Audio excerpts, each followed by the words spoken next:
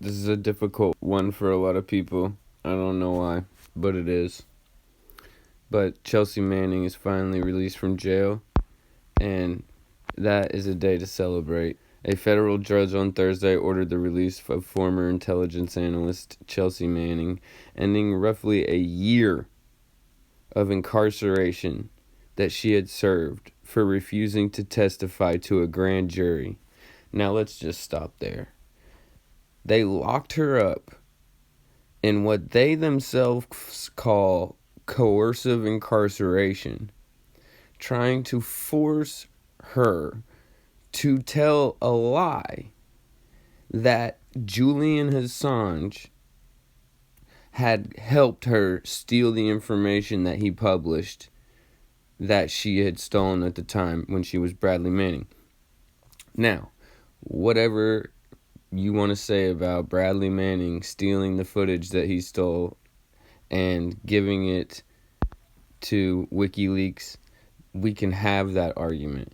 But a grand jury trying to make this person lie so that they have a case against Julian Assange, and then when they say no on moral grounds, they are put into what's called coercive incarceration. Let's read it. Manning was held since May for refusing to testify before a grand jury investigating WikiLeaks. She spent an additional 2 months in jail earlier in 2019 for refusing to testify to a separate grand jury, also not named. She could have faced nearly 6 more months in jail if the grand jury had continued its work. The civil contempt citation was designed to coerce her testimony. This is the judicial system that we have, people. The civil contempt citation was designed to coerce her testimony. Federal prosecutors had maintained that Manning could easily effect her own release by complying with the grand jury subpoena. They said she had the same duty to provide testimony that all citizens face. Under federal law, a recalcitrant witness can only be jailed for civil contempt if there is reasonable belief that incarceration will coerce the witness into testifying.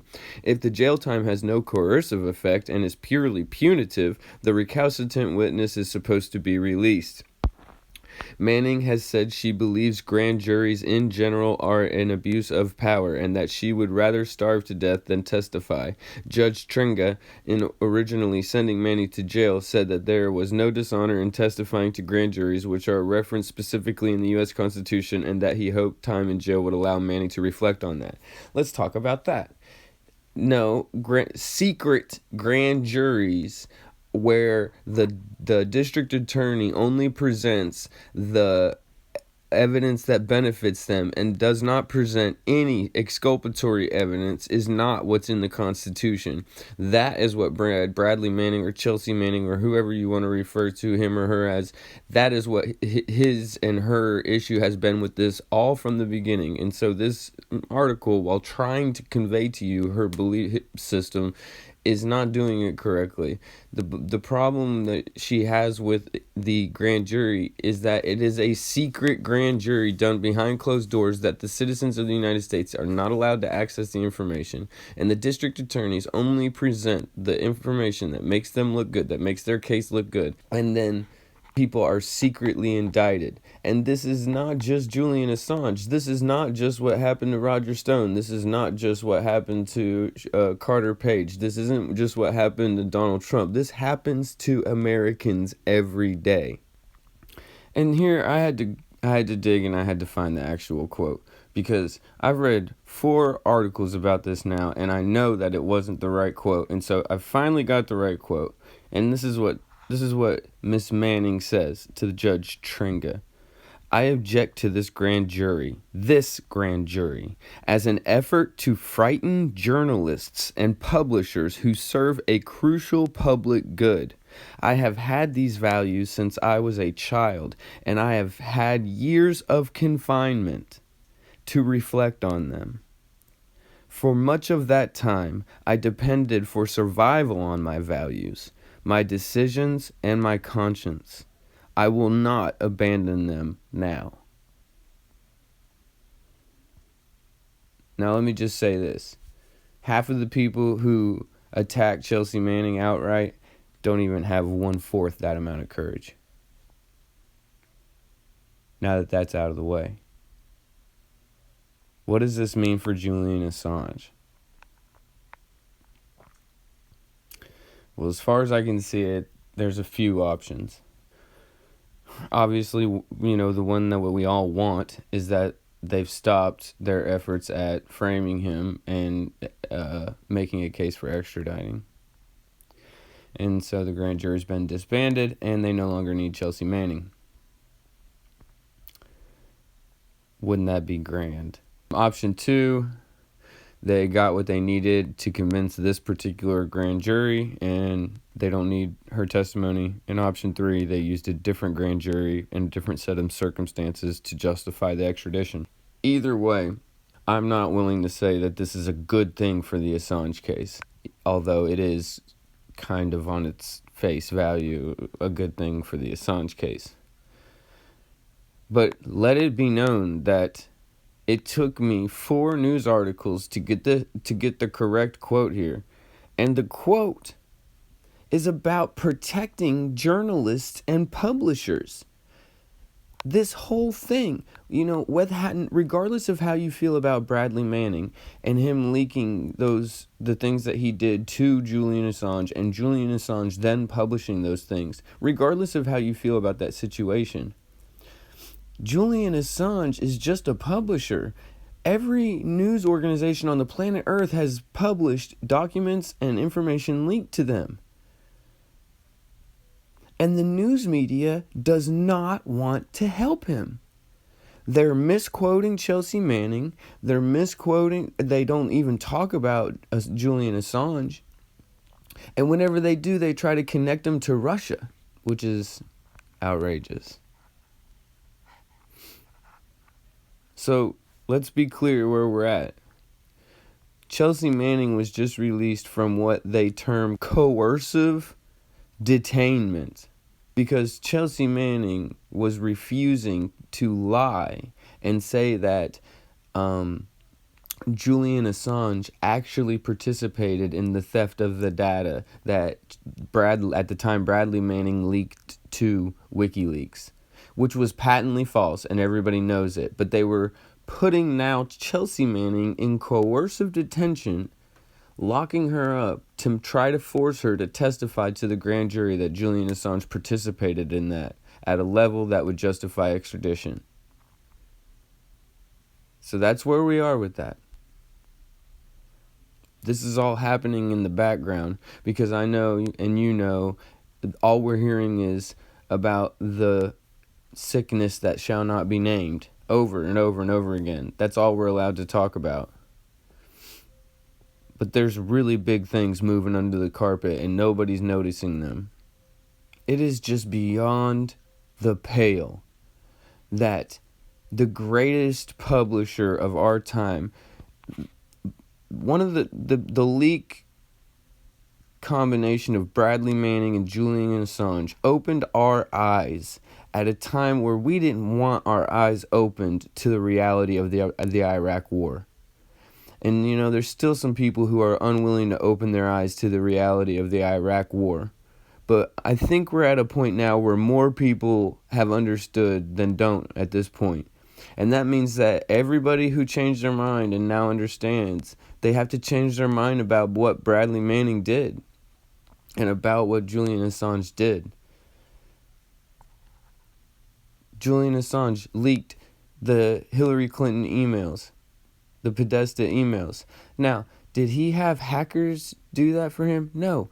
He had a leaker, just like he got a leaker in Bradley Manning at the time.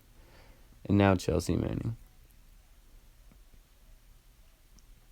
This is the main reason why I just completely disbelieved the Russian narrative from the beginning over the Podesta emails, because WikiLeaks, it was a system set up for leakers. WikiLeaks. It wasn't wiki hacks. You really have to start wondering who the media is if the people you're watching on the television are not standing up for and protecting the greatest publisher of our time, the man who changed the most for good using media. I mean, you can put Breitbart in there and Drudge and many others, Rush Limbaugh and Rachel Maddow. But very important nonetheless. And he's the only one out of all the ones that I just named that is currently being treated as a political dissident and was locked in an Ecuadorian embassy for years, and we all were just okay with it. We should not be okay with it anymore. We should not be okay with coercive confinement to force people to testify to secret grand juries. But then, of course, I was heartened to see my beloved yellow vests, my gilets jaunes, raising immortal hell in France again. Oh, you missed that?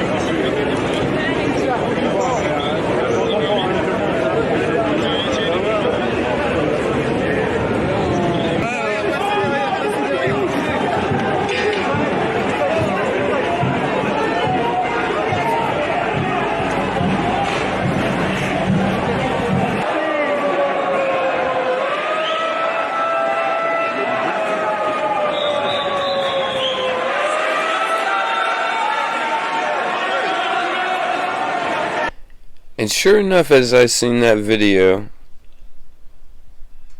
well, look at the next country on the list. France issues lockdown as coronavirus rages through Europe. Here's how other countries are slowing it down. So they kind of slide the fact that France is instituting a lockdown in with a bunch of other garbage.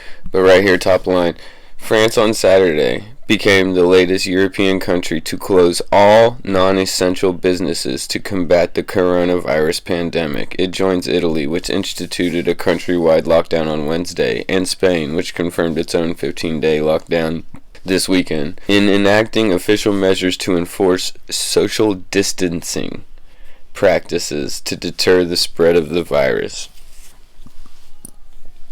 And here we have another PR term being inserted into the culture.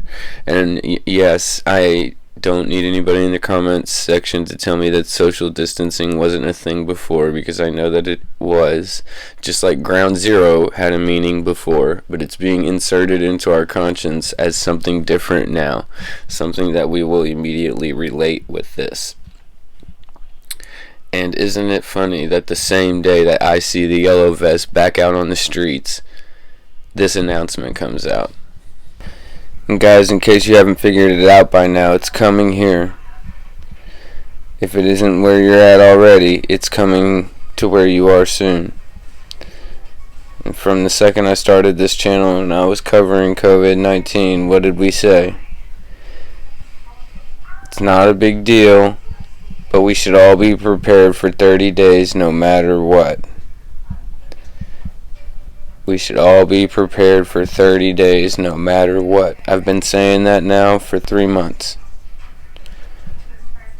I hope that you guys are prepared for 30 days no matter what. And it could be longer. It could be longer.